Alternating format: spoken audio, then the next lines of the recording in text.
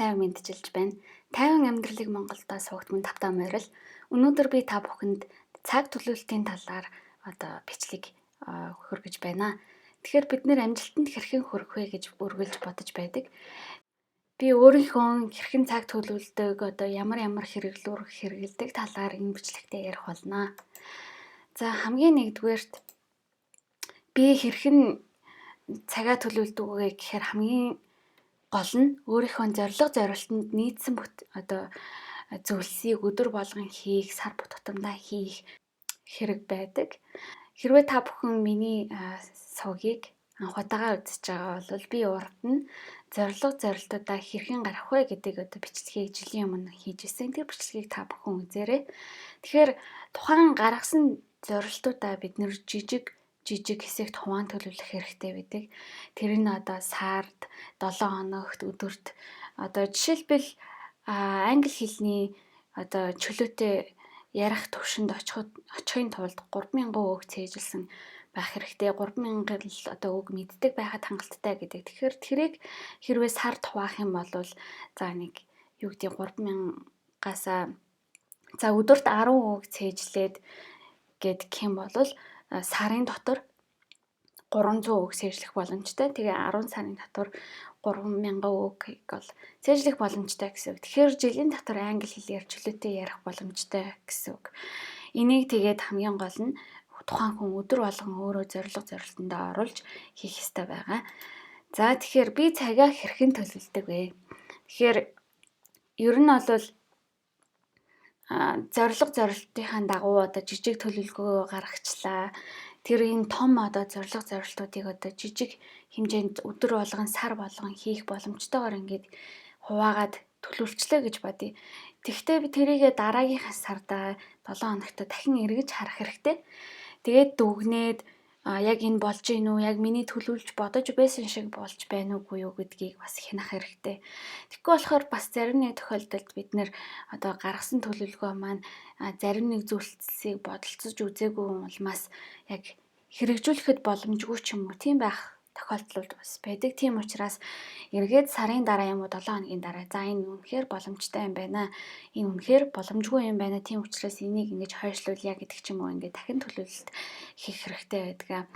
За тэгэхээр хэрвээ та бүхэн Чарлз Дюхигийн зуршлын хүсэг гэдэг номыг уншсан бол хамгийн бага 28 хоног нэг зүйлийг хийсний дараагаар хүн өдөр тутмын зуршил болж хэвшдэг гэсэн тийм ойлголтыг бол тухайн номонд бас хэлж байсан.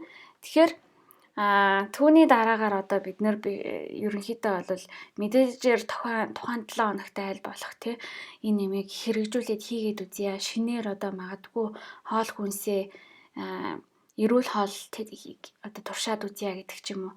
Тэгээд эрүүл хоол туршихын тулд хамгийн наад зах нь эхлээд материалууд нь байгаа мó, хоол хийх бүтээгдэхүүнүүд нь байгаа мó, хоол хийх цаг чамд байгаа мó гэх мэтчлэн олон зүйлийг бодолцох хэрэгтэй. Тэгэхээр та нар яг ямар төрлийн зүйл дээр илүү цаг төлөвлөлтийг илүү нарийн наривчлж бичлэг хэлгүүлмээр байна. Сэтгэлдээ доор үлдээгээрэй. За тэгэхээр миний баримталдаг нэг 2 зарчим байдаг. Тэр нь бол зорилгодоо хүрэхийн тулд тогтмол хийдэг ажиллагаа бол байнга хийж явах хэрэгтэй өдөр тутамдаа. Энэ нь яагаад вэ гэхээр жишээлбэл би 3000 үг цээжлээд англиар чөлөөтэй ярьдаг болёо гэж бодож байгаа болвол тэрийгэ өдөр болгон би 10 үгийг цээжлэхгүй байх юм бол 7 хоног яваагүй байх юм бол 70 үг овоороод цээжлээгүй 70 үг овоороод ирнэ гэсэн үг. Тэгэхээр хүн яадаг вэ гэхээр би өөрийнхөө энэ амлсан амлалтыг биелүүлээгүй байна.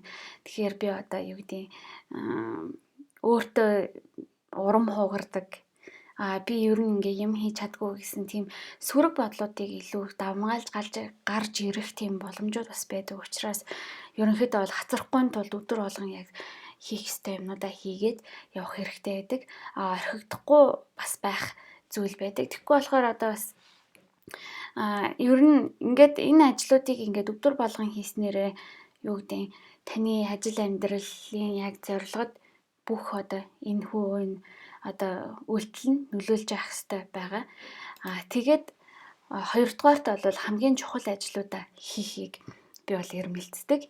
Тэгэхээр тухайн цаг үеийн байдлаас хамаарат энэ одоо хамгийн чухал ажил нь юу ч байж болно. Жишээлбэл цагаан сарын үеэр бол одоо буузаа чимхийх, гэр орноо цэвэрлэхийг бол заавалчгүй битүүнээс өмнө хийх шаардлагатай байдаг. Гэтэл юу гэдэг өөр цаг өдрүүд уюудад бол магадгүй бууз чимхийг гэрээ цэвэрлэхийн тийм чухал биш байж болно. Томоохон зорилтод одоо хүрэх энэ шатууд бас байдаг. Тэр шатууд нь одоо юу гэдэг хамгийн чухал юм том ажил байлаа гэж бодъё. Магадгүй чи гадагшаага явах, аялах юм зорилттой байлаа гэж бодъё. Гэтэл чи гадаад паспортаа сунгуулаагүй байх юм бол тэр чинь одоо чамайг виз авах болон бусад энэ гадагшаага аялах бүх замыг чинь хаана. Тийм учраас одоо магадгүй гадаад паспортын хугацаанд дуусахаас өмнө гадаад паспортаа сунгуулах нь хамгийн чухал ажил байж болно. Эсвэл чи огт гадаад паспортгүй болвол бичиг баримтуудаа бүрдүүлээд гадаад паспортаа гаргуулж авах нь чиний хувьд хамгийн одоо чухал ажил байж болно. Тэгэхээр энэ ажлуудаа бид нэр одоо яаж одоо чухал ажил вэ гэдгийг мэдхийн тулд одоо би бол ерөнхийдөө дараах 3 асуултуудыг асуудаг байгаа. Тэгэхээр хугацааны хувьд одоо ямар юм бэ? Зарим ажлууд уг нь бол нэг яаралтай биш ч гэсэн маш их үр дүн нөлөө гаргуулдаг байгаа.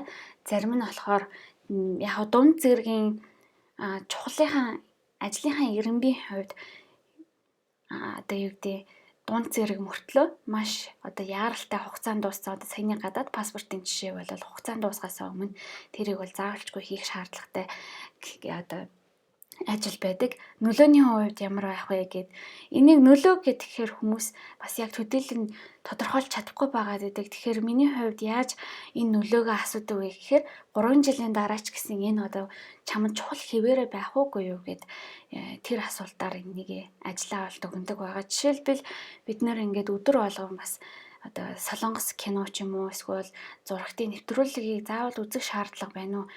Тэрэндээсээ яг бид нэр инээдхүүр авч болно. Юу гэдэг стрессээ тайлж болно. Гэхдээ 3 жилийн дараа би тэр киног мартчих учраас надад энэ бол чухал биш гэж би боддог. Тэгээд магадгүй би англи хэлнийхээ 10 үгийг цээжлээд ингээ явхад бол 3 жилийн дараа миний үгсийн сан илүү баялаг болоод би англиар илүү чөлөөтэй ярьдаг болсон байх нь надад илүү их баяр байсан. Одоо өөртөө итгэлийг мань нэмэгдүүлсэн байх учраас энийг би чухал гэж бодож одоо хийх ажлуудаа өдөр тутамдаа тэгж ингэж төлөвлөж явна. Тэгээд хамгийн 3 дугаарт нь бол илүү өргөн цар хүрээнд энэ одоо миний амьдралын зорилтуудтай одоо нийцэж байна уу? Магадгүй одоо бүх ажлыг одоо заавал хийх шаардлагатай биш, хичнээн чухал биш гэсэн одоо тэр нь чиний яг амьдралын чинь одоо гол тулгуур болсон гэр бүл одоо боловсрол одоо өөрийгөө хөгжүүлэх гэх мэтчлэн тийм зүйлсэд одоо хувь нэмэр оруулсан ажил биш байх юм бол ер нь хийх шаардлага байна уугүй юу гэдгийг бас бодож үзэх хэрэгтэй. За ингээд дараагийн одоо ярих хэсэг маань бол миний яг цаг төлөвлөлтөндөө ашигладаг хэрэглүүрүүд маань байгаамаа. Би бол ихэнхдээ Хуанли энэ календарыг бол маш сайн цаг тооны бичгийг маш сайн хэрэгэлдэг. Компьютер дээрээ, ажил дээрээ, гар утсан дээрээ ерөнхийдөө бол Google календарыг илүү их хэрэгэлдэг. Google календарыг хэрэглэснээр би гар утас одоо интернетээр явж байх үедээ ч юм уу эсвэл нөгөө ер нь бол байнга өөрийнхөө ажлыг одоо төлөвлөөд ингээд оруулах юм боломжтой байдаг. Магадгүй хин нэгэн найзынхаа төрсөн өдрийг хүртэл би календар дээрээ тэмдэглээд жил болгон энэ давтамжтайгаар сэрүүлэг тавьчихдаг. Тэгэхээр би юмыг бол хизээж мартдаггүй. Яг тэрэн шигээ адилхан би ажлуудаас төлөвлөдөг. Би тэдэн сарын тэдэнд ийм уулзалттай, тэдэн сарын тэдэнд би йоганд явна гэдэг ч юм уу. За тэгэхээр хоёрдугаар одоо нэг хэрэглүүр нь болохоор Google Keep гэдэг байгаа. Энэ Google Keep гэдэг хэрэглүүрийг би анх Wasier Beauty гэдэг энэ англи Америкт амьдардаг нэг эмэгтэйгээс YouTube сувгаар нь сонсож байсан. Энэ яадаг вэ гэхээр бас л Google-ийн нэг хэрэглүүр. Тэгээд энэ хэрэглүүр дээр өөрийнхөө санаа одоо шин санаануудаа би бүгднийг одоо гинт ингээл төрсэн санаа автобусын суугаа явж яхад гарвал юм уу эсвэл хоолоо идээ сууж яхатагаа төрсэн гоё шин санаануудаа энэ бичлэгийн санаануудыг ч гэсэн ерөнхийдөө бичээд ингээ явцдаг. Тэгээд жагсаалт гаргах одоо жишээлбэл би гадаад руу сургуульд өргөдлөө өгөх хичээлээ гэхэд ямар бичиг баримтууд бүрдүүлэх вэ гэдгийг бүгднийг жагсаалт маягаар одоо бэлдээд хэрэгэлдэг гэх жишээний. Тэгээд ер нь 3 дугаарт би яг өөртөө цагт ховлож бол явдаг. Ажил дээр ч гэсэн ер нь өөрийнхөө хувийн амьдрал дээр ч гэсэн би тэдээс тэдэн цагийн хооронд би йоганд явна. Тэдээс тэдэн цагийн хооронд би тайлангаа хийн. Тэдээс тэдэн цагийн хооронд би ийм хурлуудад орно гэдгийг бол календар дээр байнга өөртөө ингэж одоо цаг товолж ингэж явдаг байгаа. Тэгээд одоо ямар ч байсан энэ одоо санаанууд маань яг илүү нарийн яг яаж хэрэгэлдэг юм бэ гэдгийг би илүү наривчилсан байдлаар Google календарыг хэрхэн одоо ашиглах вэ гэдэг бичлэгийг бол эх 7 хоногт юм уу хийн гэж бодож байгаа. Тэгэхээр хэрвээ та бүхэнд энэ бичлэгийг үнэхээр хэрэгтэй гэж бодож ивэл лайк тавчаа дараарай.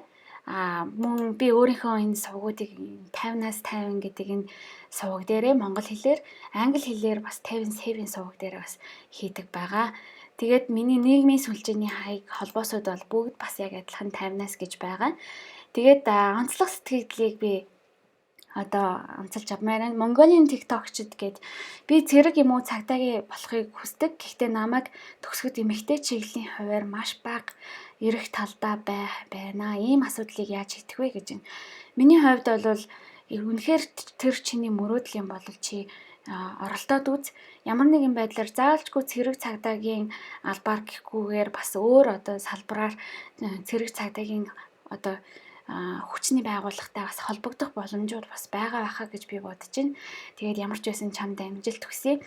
Тэгээд намайг одоо дагдаг бичлэгүүдийг минь үздэг захиалагч та бүгдэндээ маш их баярлалаа. Та бүхэн ямар бичлэг одоо мэдээлэл үзмээр байна, сэтгэлдээр доор үлдээгээрэй. Тэгээд сэтгэл нэг бүрээ би уншдаг байгаа шүү. За тэгээд дараа уулзтлаа баяртай. 50 өнөмдөрлийг Монголдоо. Та бүхэн Америк болон Европ дахь миний Tevin 7 дэлгүүрээс бид амьдралынхаа эзэн гэсэн утгатай бүтээгдэхүүнийг сонирхож үзээрэй. Миний сувгийг subscribe улаан тавчийг дараад захиалаарай. Тэгээд захиалсныхаа дараа хонхын тавчийг бас асааж дараагийн бичлэг ороход нь мэдэгдэл аваарай. Баярлалаа.